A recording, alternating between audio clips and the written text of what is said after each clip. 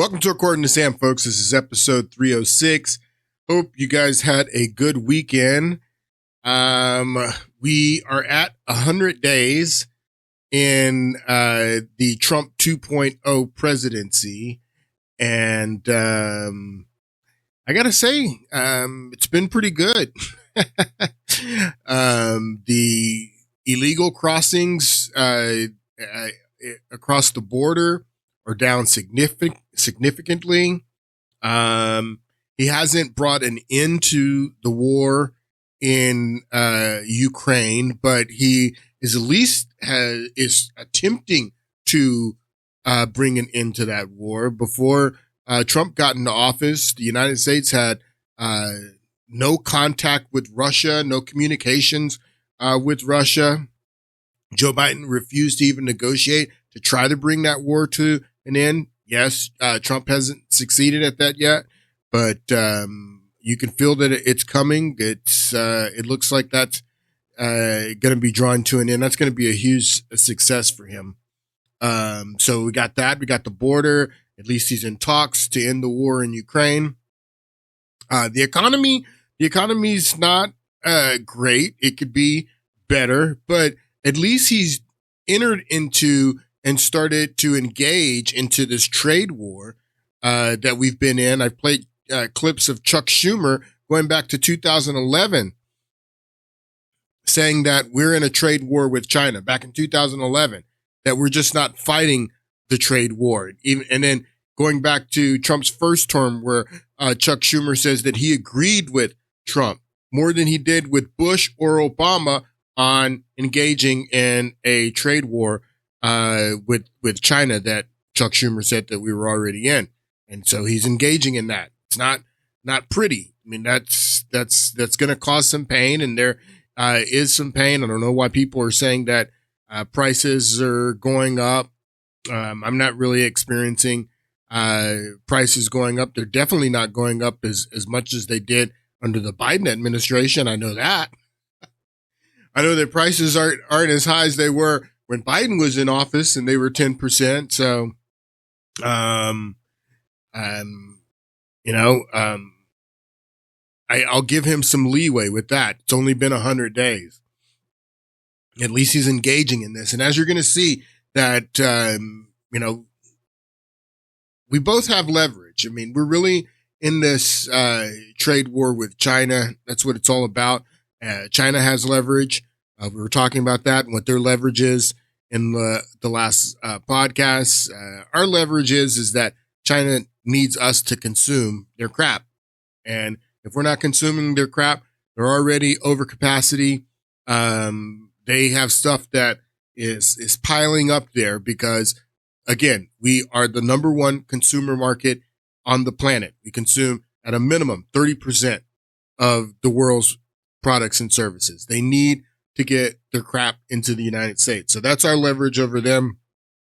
Their leverage over us, the biggest leverage that they have over us is that they own so many of our treasury bonds, and they can tank the dollar if they really wanted to because of their leverage in owning so much of our debt. It's a huge problem.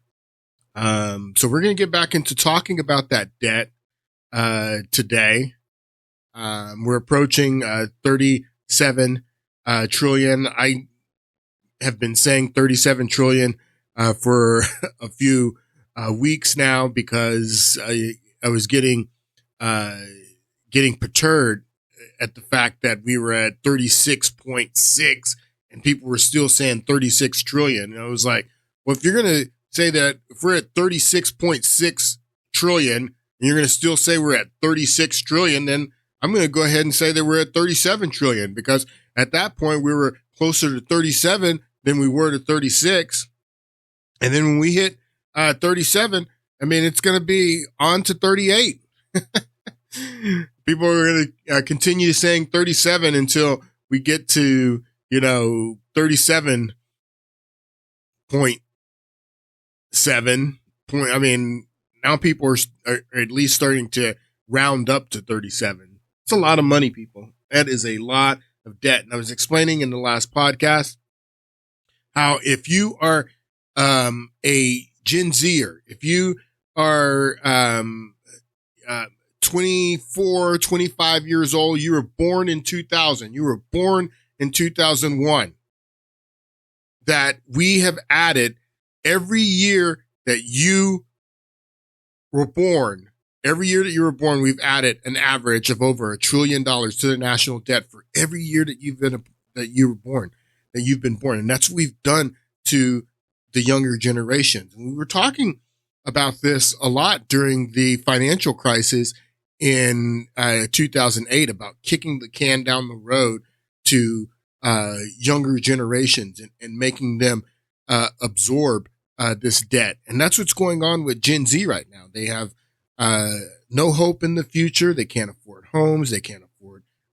families. They're nihilistic. They have despair. They're unhappy. They're on pharmaceuticals. They have their third eye blind, completely consumed by the four dimensions of space time, the material world.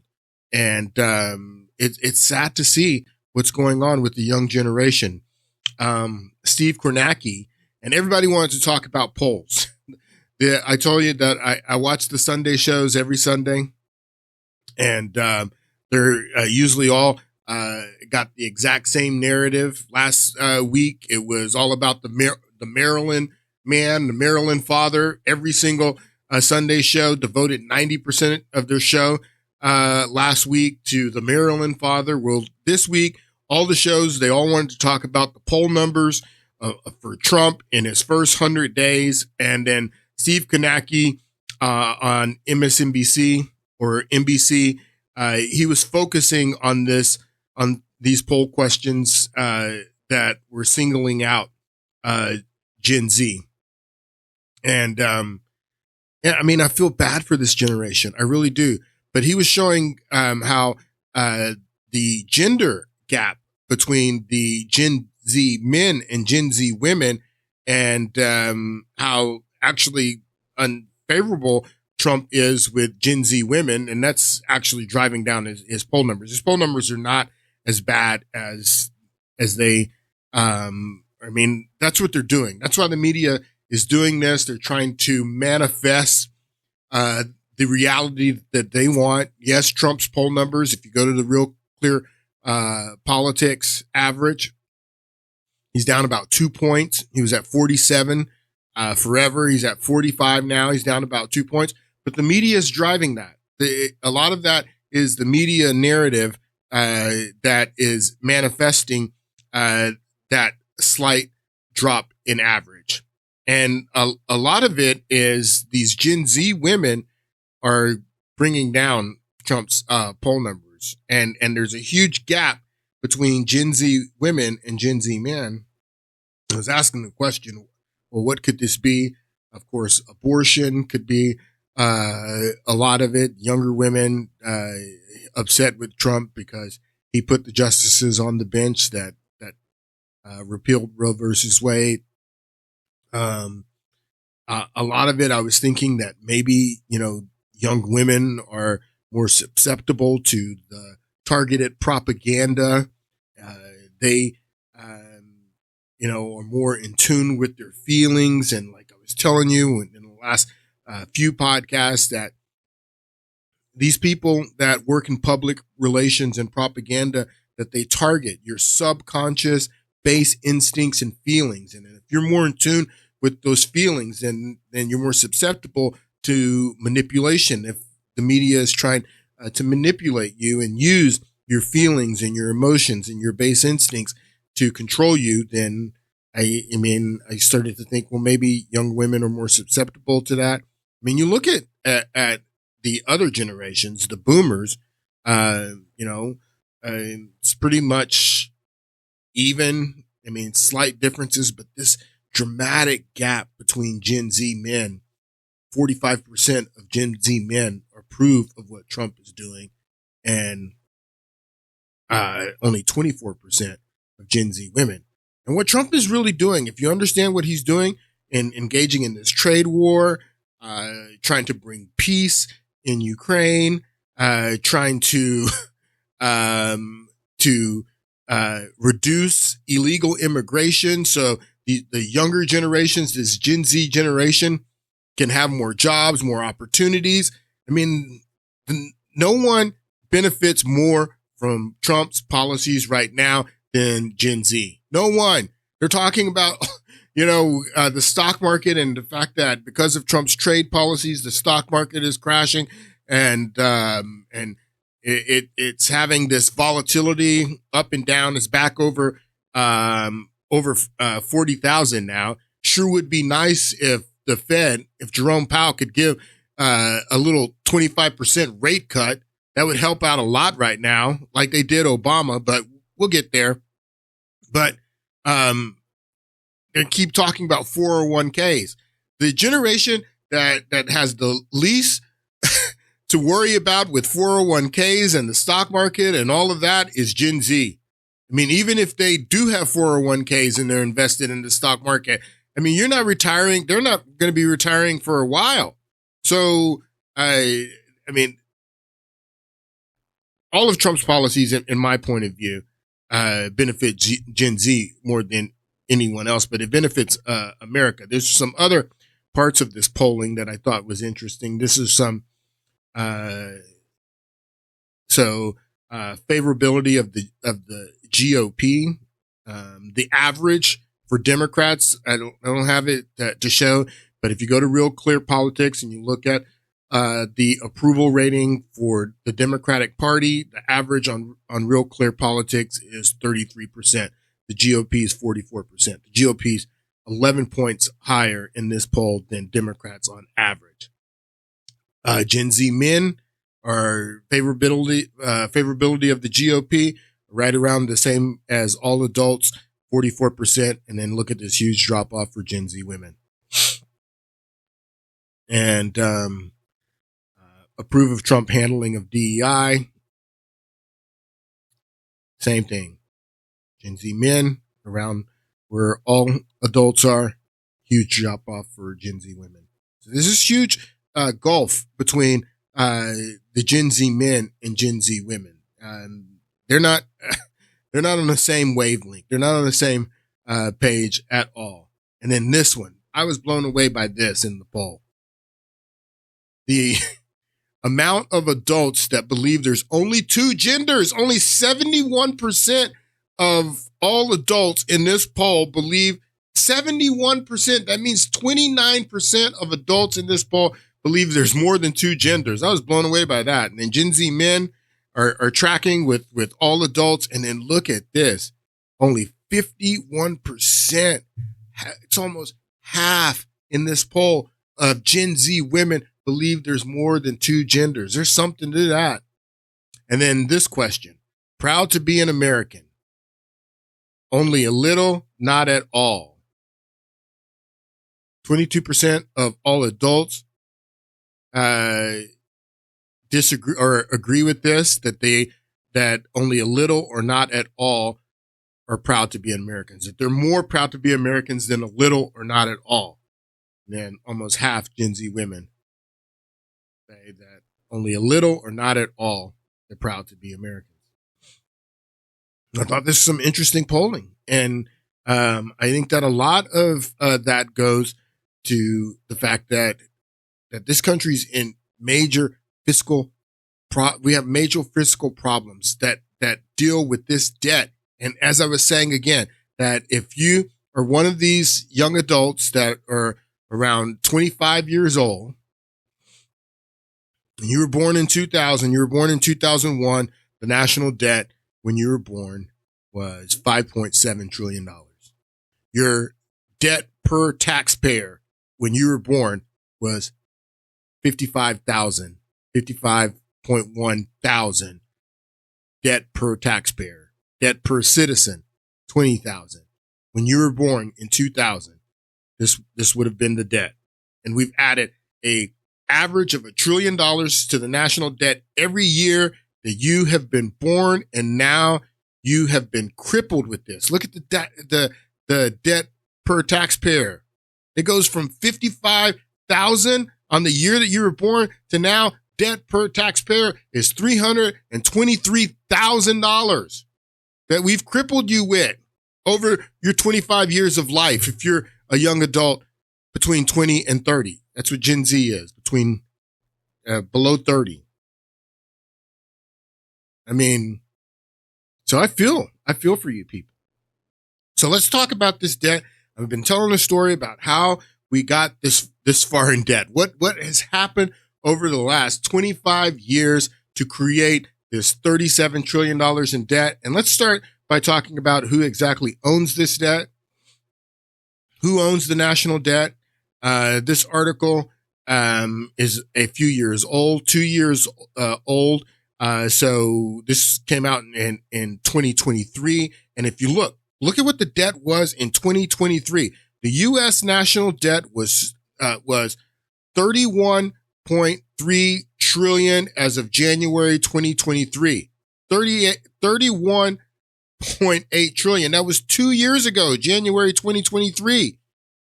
We're in 2025 now, and we've added in the past 2 years, we've added over $5 trillion in debt in just the past 2 years. And that's what this chart shows.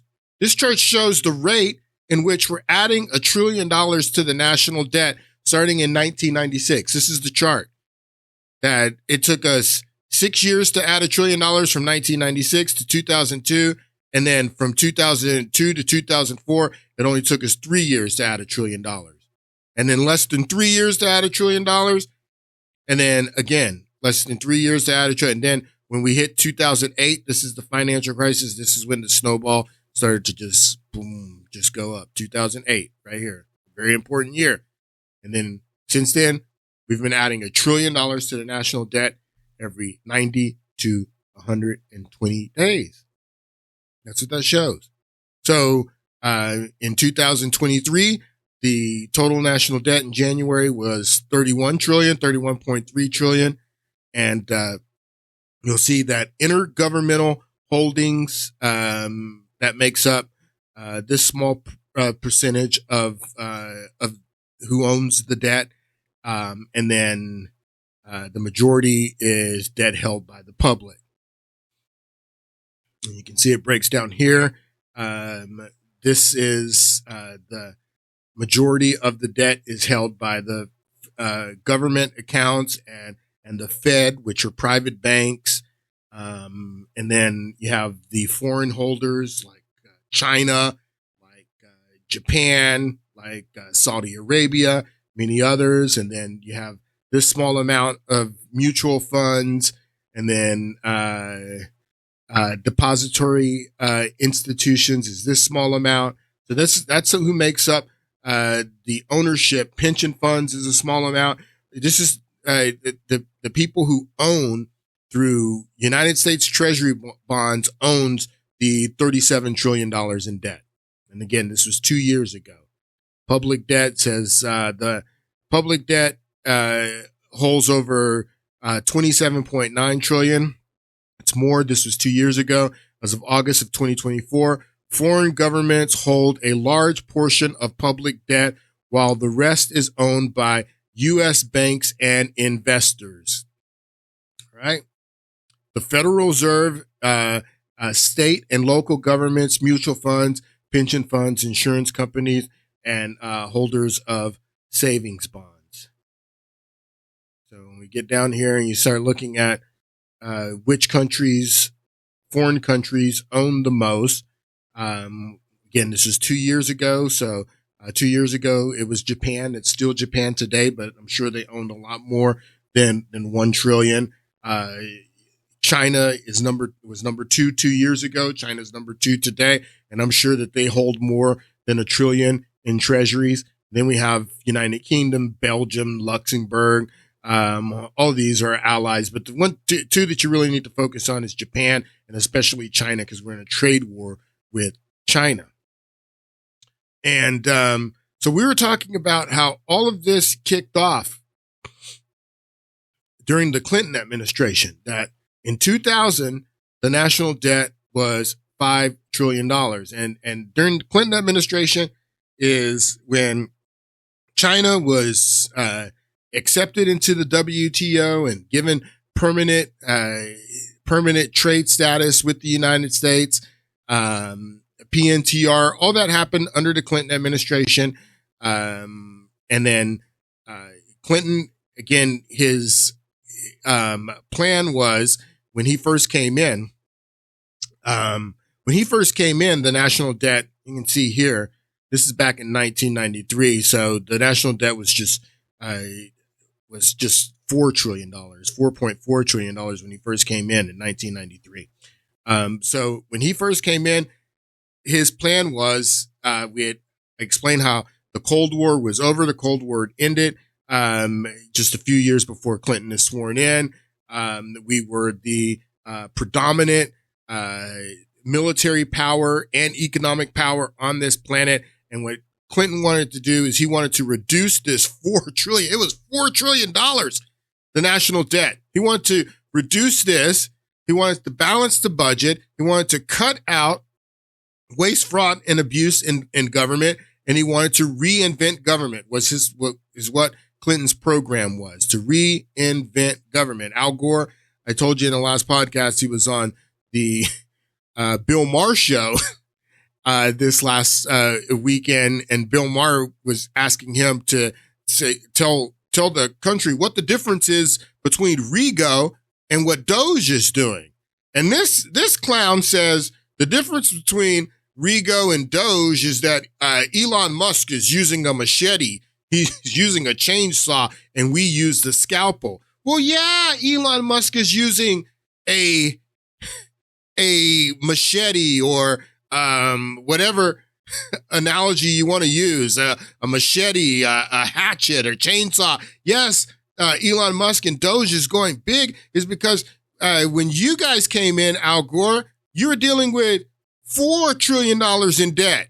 Elon Musk and Trump right now are dealing with $37 trillion in debt. $37 trillion in debt. Since you left the White House, Al Gore, we have added over $1 trillion to the national debt on average every single year since you left the White House. Elon Musk is not dealing with what you were dealing with, clown.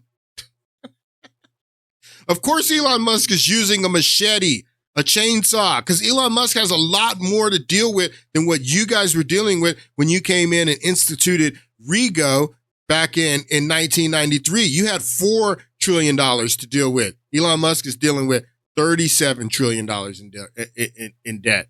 He's got $33 trillion more than he's dealing with right now, Al Gore. So, of course, he's using a machete, an axe, a chainsaw, because he's dealing with a lot more. And it's because of what you guys did. You guys helped create this debt. We're going to talk about it. We're going to talk about what they did with their money guys. These are the money guys. We're talking about Larry Summers. Everybody wants to talk about Larry Summers was the Treasury Secretary in 2000 when they brought China into the WTO. He was the protege of Clinton's first Treasury Secretary, who came from Goldman Sachs, Robert Rubin, who repealed Glass-Steagall for Citigroup, and then went and worked for Citigroup, and then he bailed on Citigroup right before the crash in 2008. Alan Greenspan, who was the Fed chair, Timothy Geithner. Timothy Geithner was part of the Treasury Department at the Clinton administration, and then he goes and works for the Federal Reserve after the Clinton administration. Don't forget Timothy Geithner, because he becomes very important. Gary Gensler, who was the Secretary of Treasury, Assistant Secretary of Treasury under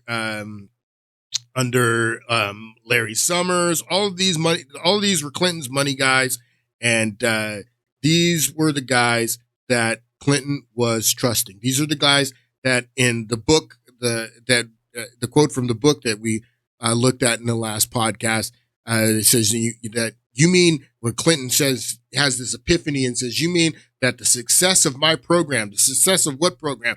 The success of reinventing government, cutting waste, cutting fraud, cutting abuse, balancing the budget. You mean the success of that is going to be up to a bunch of effing bond traders and the Federal Reserve?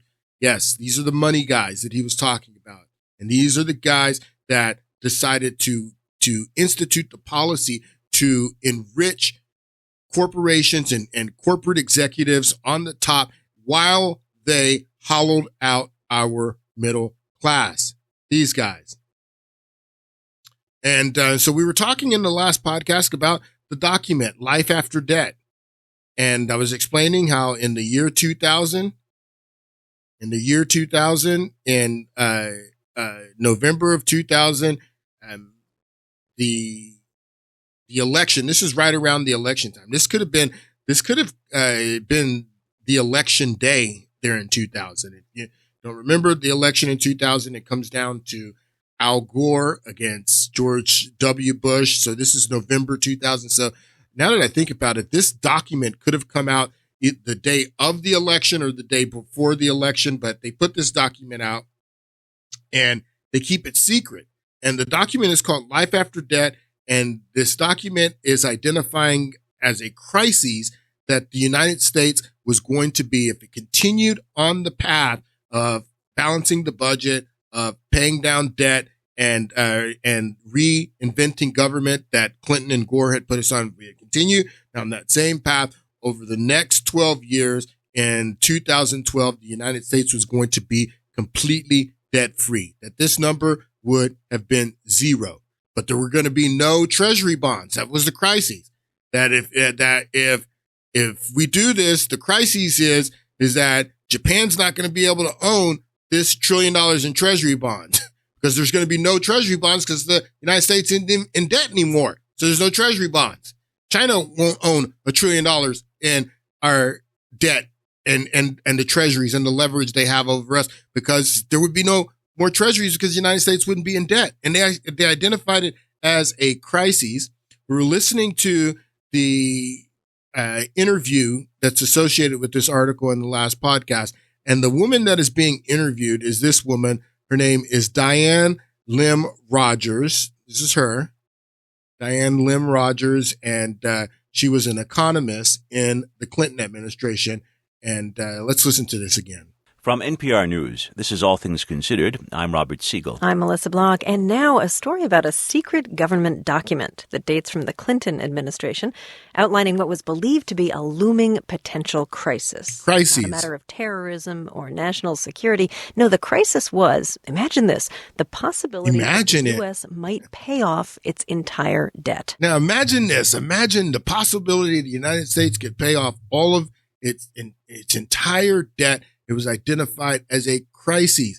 And this document was circulated in the Clinton administration in secret.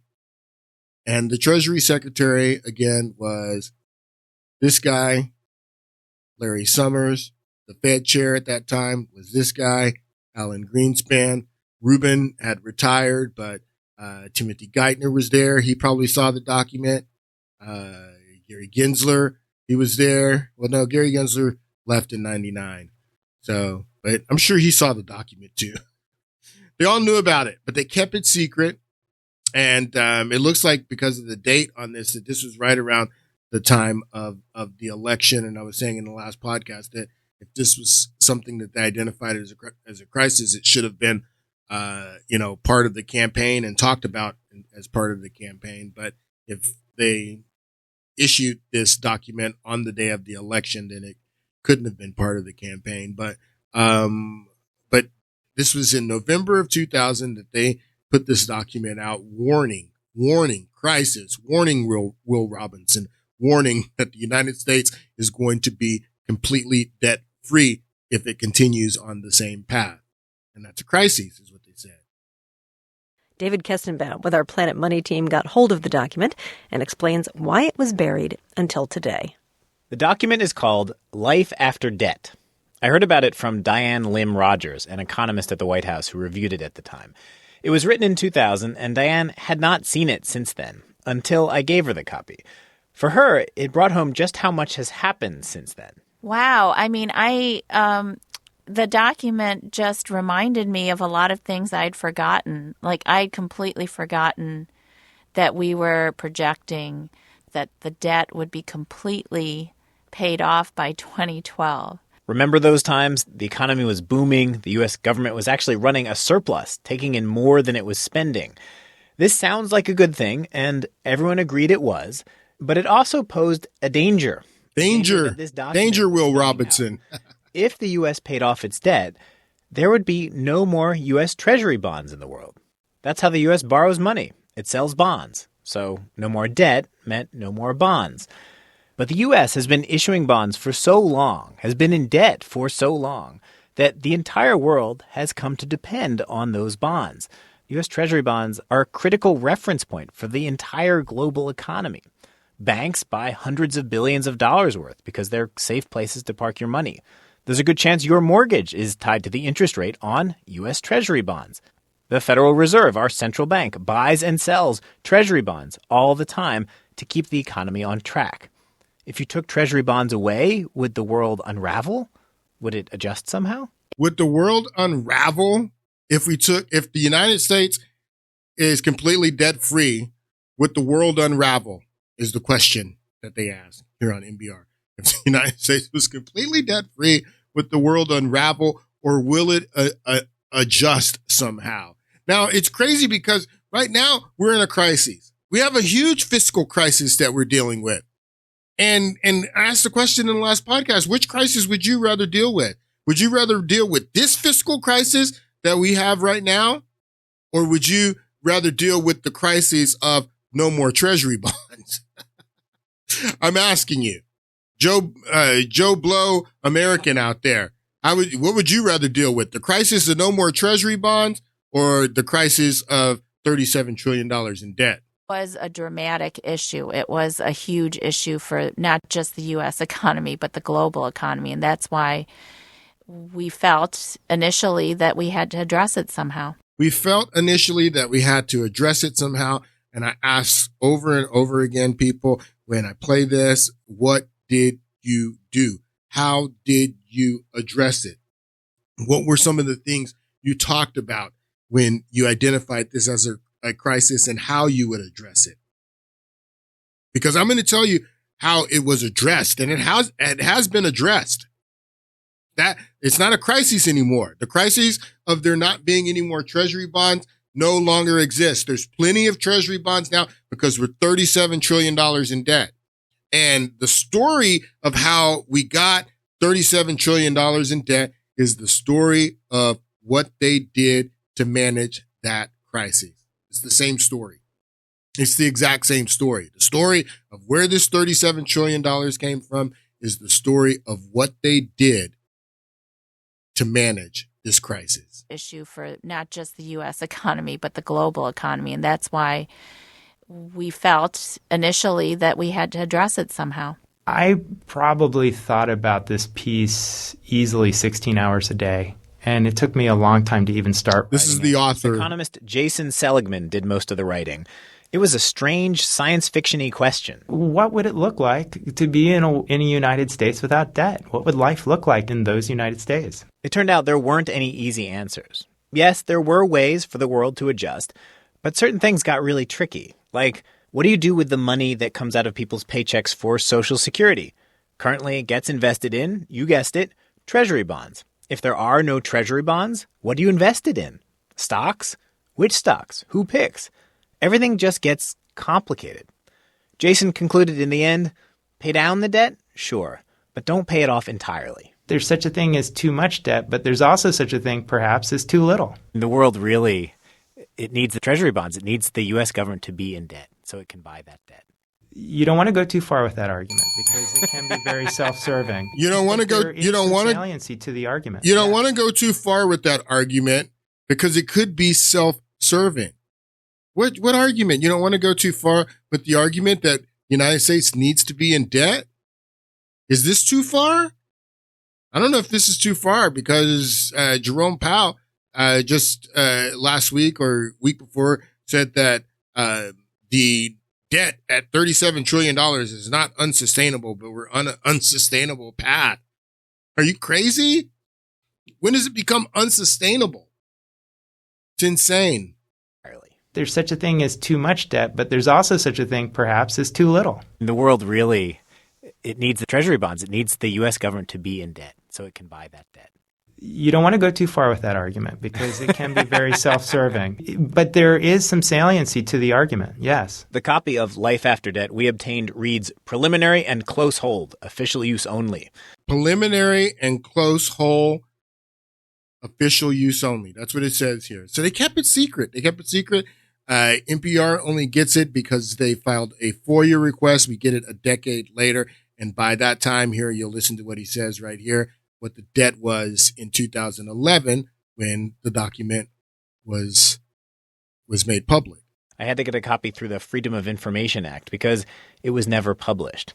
In the end, people above Jason Seligman decided it was too speculative, too politically sensitive, and too politically sensitive in the final economic report of the president. The danger that we would pay off our debt by 2012 seems today to have passed. There are plenty of treasury bonds around these days. The public debt of the United States has more than doubled to over $10 trillion. $10 trillion. It was $10 trillion in 2011 when this document is made public. It was five. That's what he says. It's doubled. The debt is doubled. In 2000, it was $5 trillion. And then in 2011, when the document is made public, it's $10 trillion. It had doubled. Look at what it's done since then. So in 10 years, it's doubled. It went from $5 trillion to $10 trillion in 10 years. And then now we're 15 years beyond that. And that's 20, what is that? 26 trillion?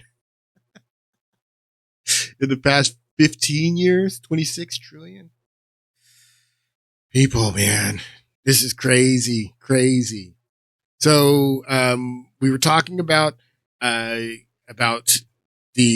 subconscious base level instincts in the past couple of podcasts and how the corporations, wanted to create a consumer society where we would purchase their products and, they had to appeal to our base instincts, irrational instincts like fears, like violence, like sexual desires, your selfish motivations, all of those materialistic things to appeal to your base instincts to sell you products is what the media did and what the corporations did along with the media.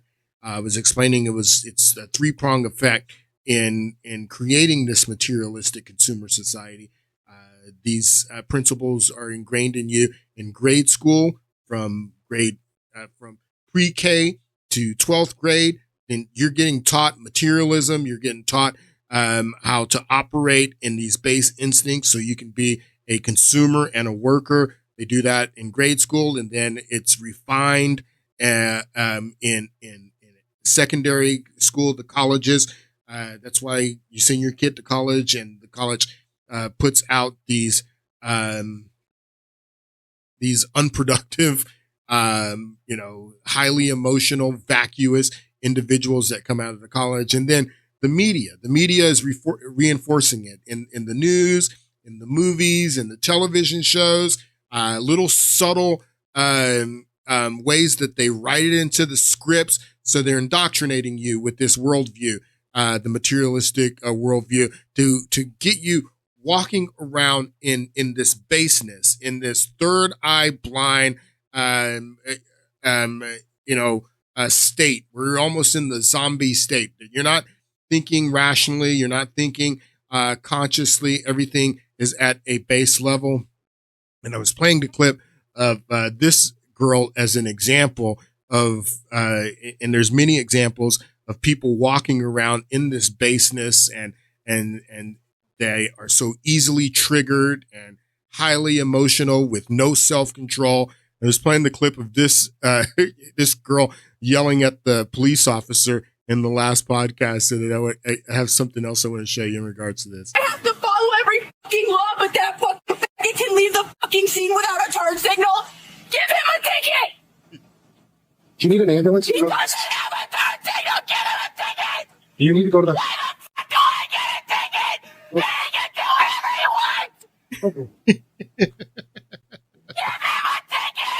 Oh my God, I shouldn't laugh at these people because look at her eyes, man. Look at her face. So people have been taking and putting metal music around her screaming. Check this out. It's not. All of you stupid, fat, fucking white privilege motherfuckers! It costing me money! And you do whatever the fuck you want! Oh my gosh, man. I shouldn't laugh at these people. They're sick. They're sick. They're very sick. Here's another one. Give him a ticket! Do you need an ambulance? He must have a Do you need to go to the...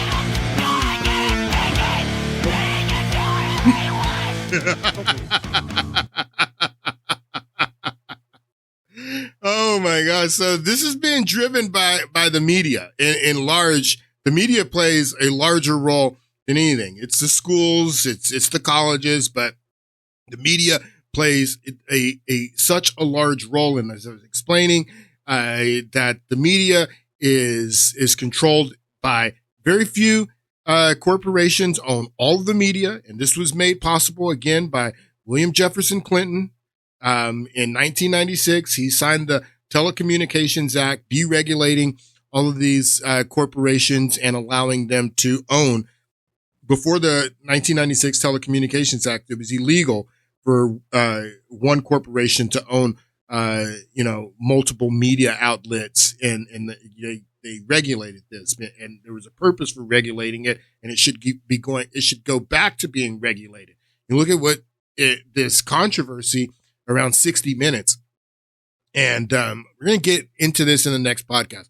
Next podcast, I'm going to focus a lot on the media and talk a lot about the media. But this controversy with 60 Minutes and the fact that Paramount, their parent company, is trying to enter into this merger to acquire more media. The Redstone family, Sumner Redstone's daughter, is, learning, just doing exactly what her father did with Viacom and gobble up all of this media.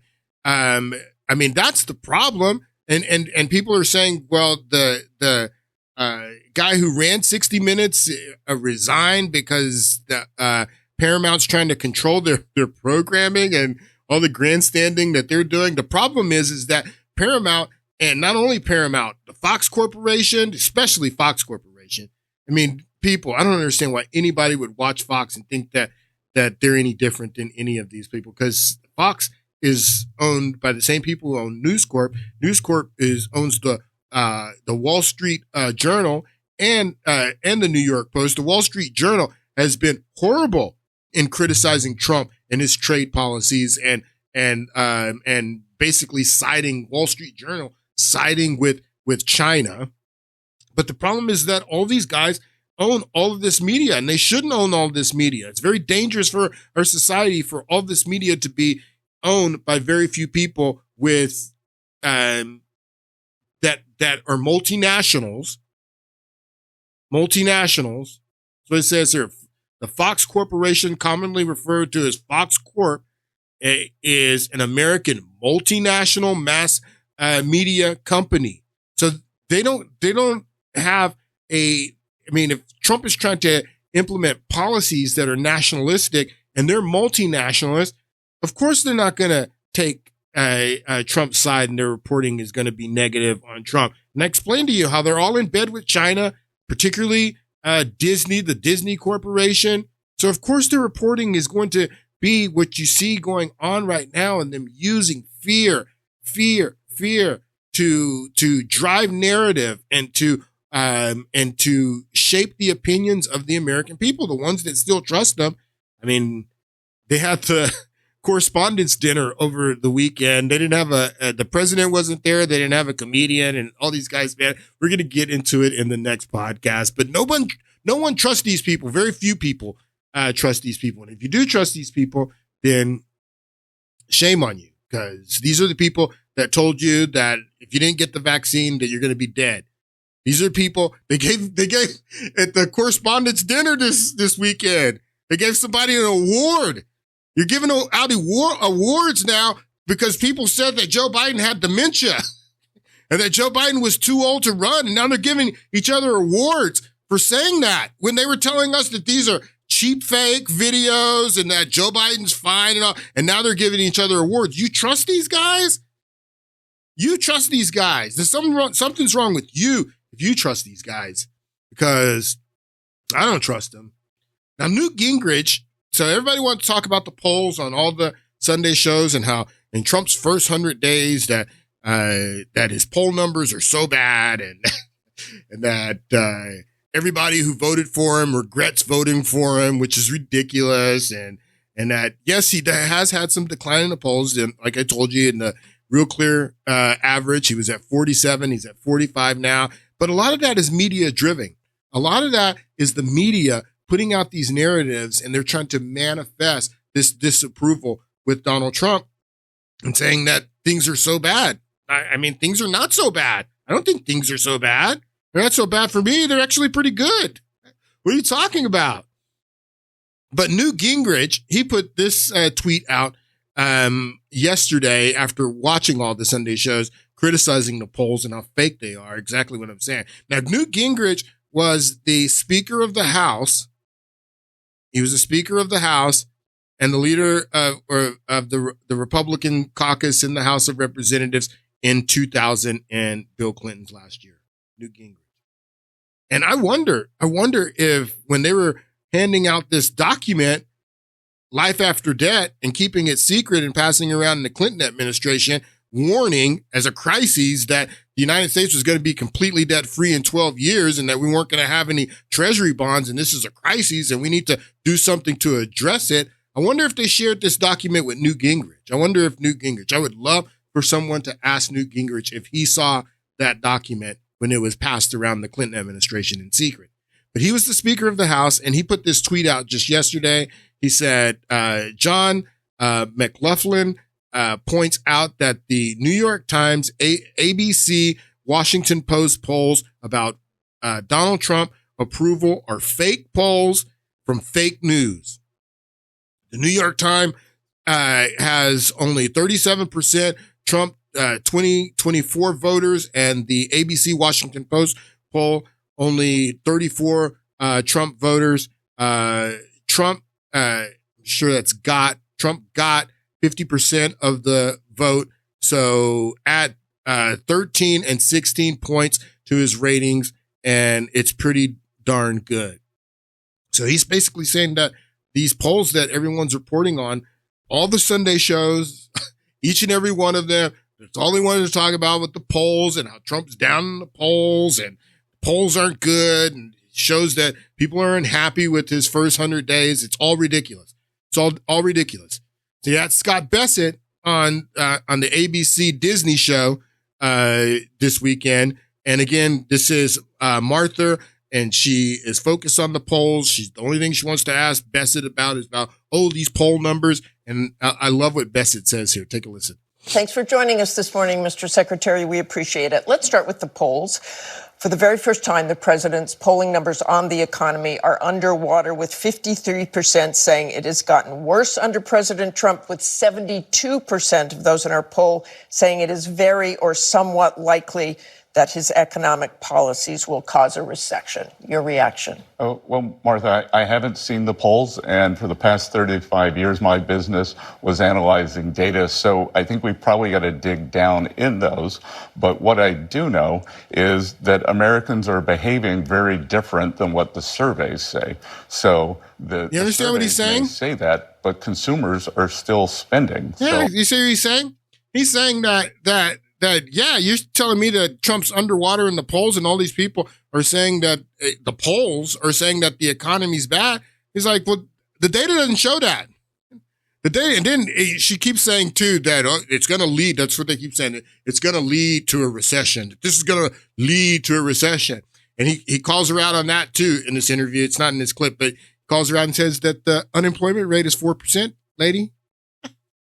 Remember what you said? Even if we have negative growth, even if we have a quarter of negative growth, the unemployment rate is 4%. We're pretty much at full employment. and people are spending money. Full employment, people spending money. What are you talking about with these polls is what Scott Bessent says here. What are you talking about? So I think we've probably got to dig down in those. But what I do know is that Americans are behaving very different than what the surveys say. So the surveys may say that, but consumers are still spending. Mm-hmm. So I prefer to look at what Americans are doing rather than how they're answering pollsters. And it doesn't worry you, the poll numbers that you have seen?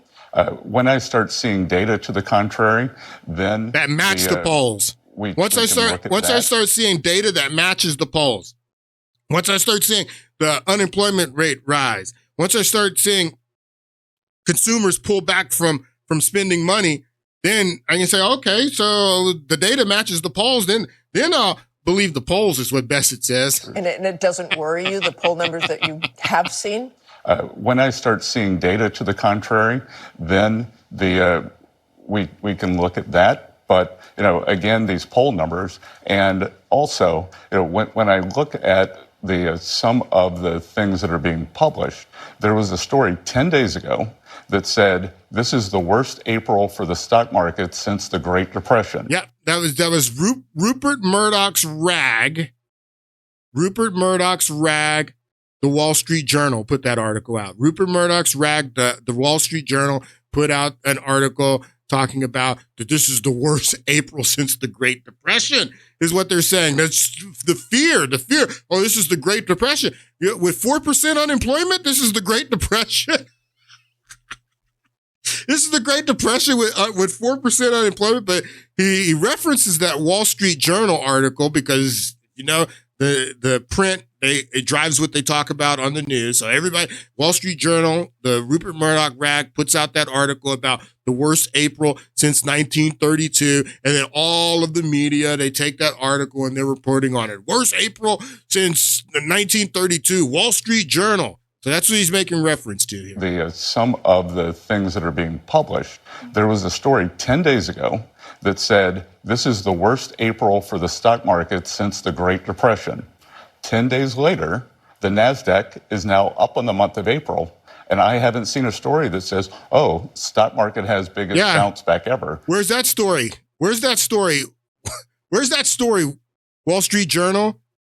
You put out this nonsense fear-mongering about worst April since 1932, and now he's had a bounce back in the market. And the market would bounce back even more if the Federal Reserve and Jerome Powell could just give one eensy-beeny little 25% rate cut, which they won't do because they're acting political. Absolutely. I mean, they gave, again, Obama negative interest rates when we had a 10% unemployment rate during the Great Recession. In the middle of the recession, they gave him negative interest rates. You're telling me? So, they say that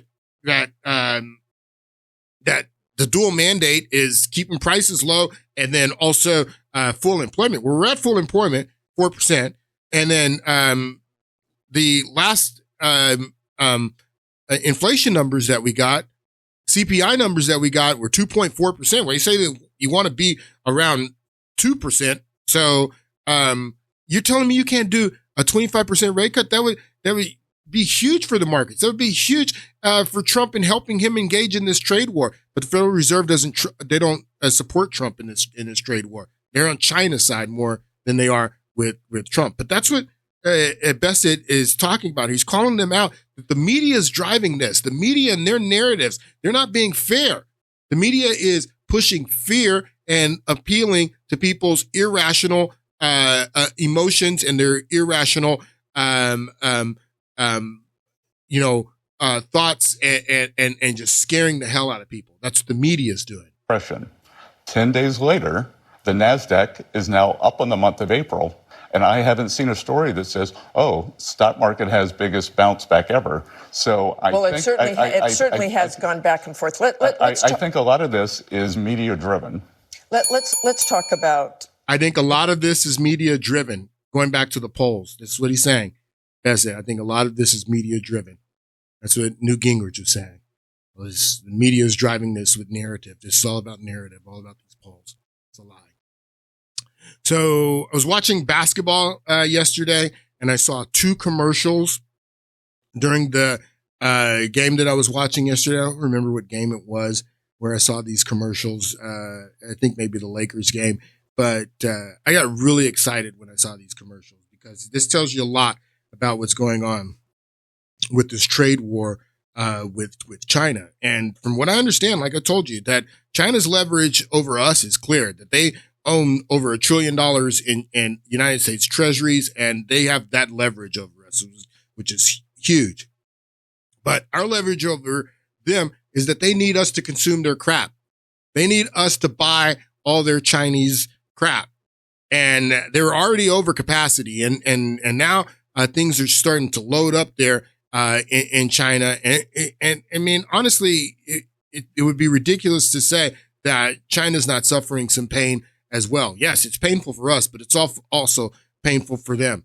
And I saw this ad and I got really excited because this tells you a lot about where we are in this trade war. If Nissan, which is a Japanese company, they're a Japanese company, Japanese engineers, but they manufacture here in the United States. So they're a Japanese company with Japanese engineering, but they manufacture here in the United States and employ Americans. And that allows them to put out ads like this. Take a listen. With all the uncertainty around tariffs, we wanted to remind drivers that many cars in our award-winning lineup are unaffected. That means our best-selling Rogue, Frontier, Pathfinder, and other favorites like Altima, Murano, and Leaf are all free from new tariffs. All free from new tariffs. I think that's awesome, Nissan. I love this commercial because Nissan's putting it out there because the media is putting out all this fear that prices are going to go up. You're going to pay more. Nissan saying, no, you're not going to pay more if you come and buy a Nissan. If you come and buy a Nissan, you're not going to pay more. You're not going to pay more because these tariffs are not going to affect you because we make our cars here in the United States.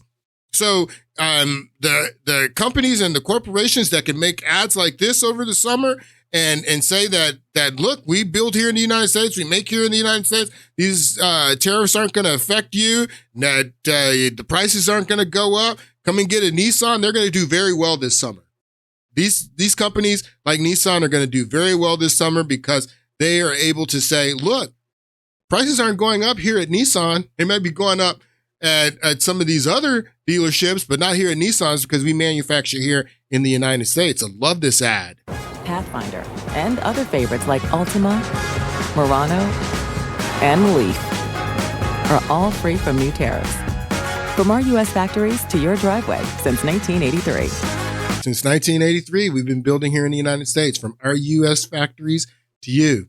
And then I got excited when I saw that one. And then it was like the very next commercial break. Then I saw this one watching the same game. This is from Ford. And listen to what they're saying. Which automaker employs the most hourly workers in the country? Ford.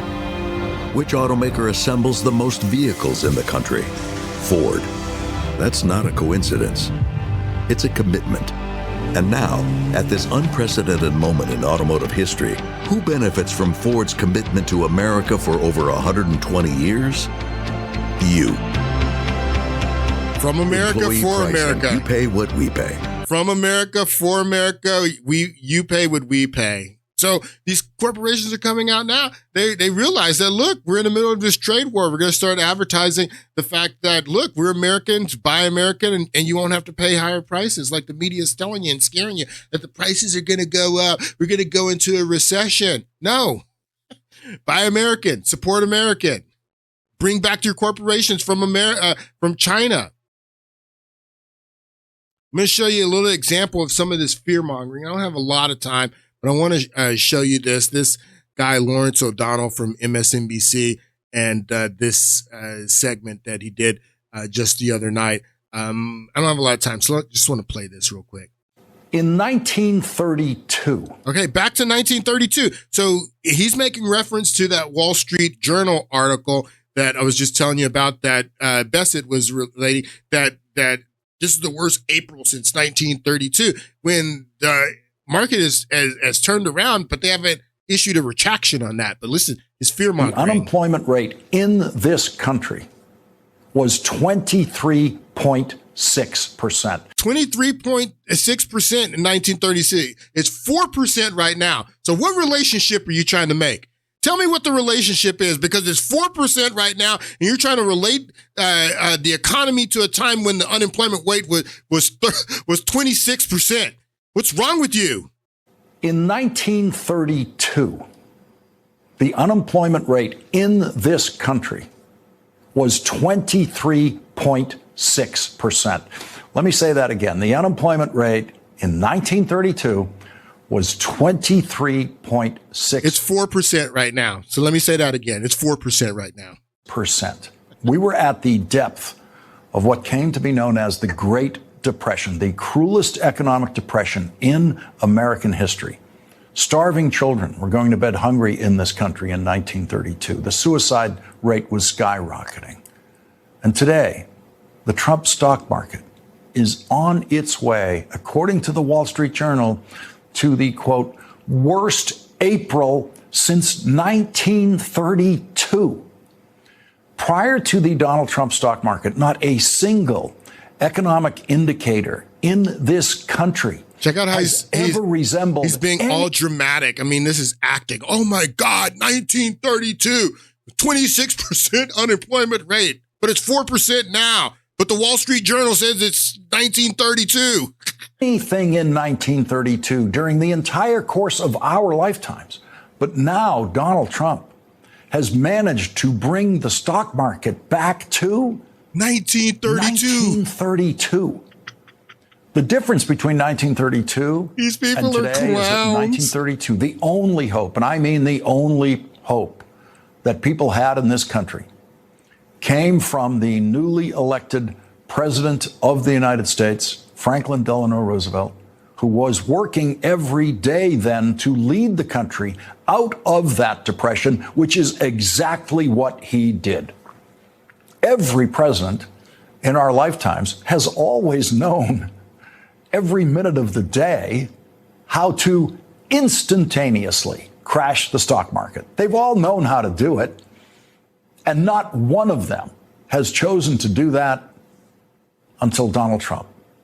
Every president always knew that all he had to do to crash the stock market was to take a public swipe at the chair of the Federal Reserve, who has always been, no matter who it is, more popular with Wall Street than any president of the United States. And listen to what he says, that because Trump was criticizing Jerome Powell because Jerome Powell won't give him a rate cut, which is completely political. He says that every Fed chair has always been more popular with people on Wall Street. Wall Street versus Main Street. Wall Street versus Main Street. That the Fed chair has always been more popular with people on Wall Street than the president of the United States, is what he says. Chair of the Federal Reserve, who has always been, no matter who it is, more popular with Wall Street than any president of the United States. All right, so I don't have much more time. I want to play this part of his little fear tactic here. He plays this clip of a auto dealership. It happens to be a Nissan dealership that he's using in this clip, talking about 1932 Nissan dealership, where this local dealership is advertising against the tariffs and trying to get people to come in to try to save money for the tariffs. Now, this is a local dealership. The corporate, Nissan corporate, is putting out ads saying that if you buy a Nissan, your prices won't go up because we make here in America. If you buy a Nissan, your price, this is the Nissan Corporation, this is their advertising. If you're in America and you buy a Nissan that's made in America, these tariffs won't affect you. And Lawrence O'Donnell's little scare tactic that he does here, playing on people's base fears, watch what he does here. Out for that highly tariffed part to arrive. This is what I'm hearing. Starting next week, all vehicle prices go up because of the 25% auto tariff. That means if you're thinking about getting a new or pre-owned Nissan, now is the time. So this is a local dealership saying that the prices are going to go up 25% on Nissan. Well, that's not what Nissan Corporate is saying. Nissan Corporate is saying you won't pay anything on tariffs because our Nissans are made here in the United States. So, of course, this local dealership is not saying the same thing as Nissan corporate. They're trying to get people into their local dealership. And Lawrence O'Donnell plays this on his segment relating things back to 1932 and fear-mongering people. This is insane. Tariff. That means if you're thinking about getting a new or pre-owned Nissan, now is the time. Why wait and pay 25% more? Come to Nissan of Van Nuys today and lock in those pre-tariff pricings before it's too late. Nissan of Van Nuys. Why would you pay 25% more? Well, Nissan corporate says that we're not going to pay 25% more Nissan of Van Nuys.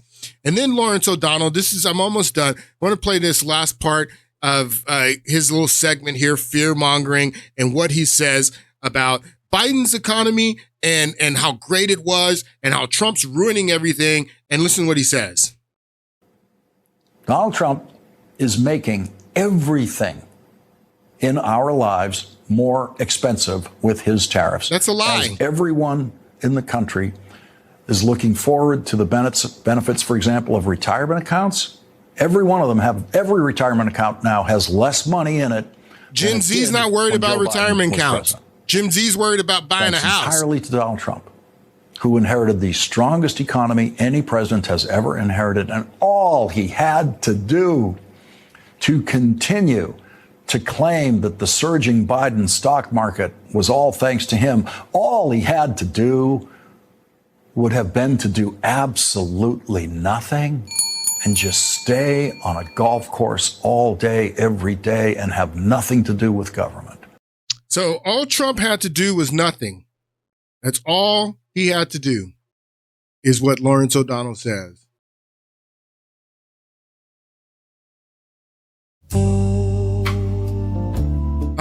And that's what they asked Kamala Harris in the election.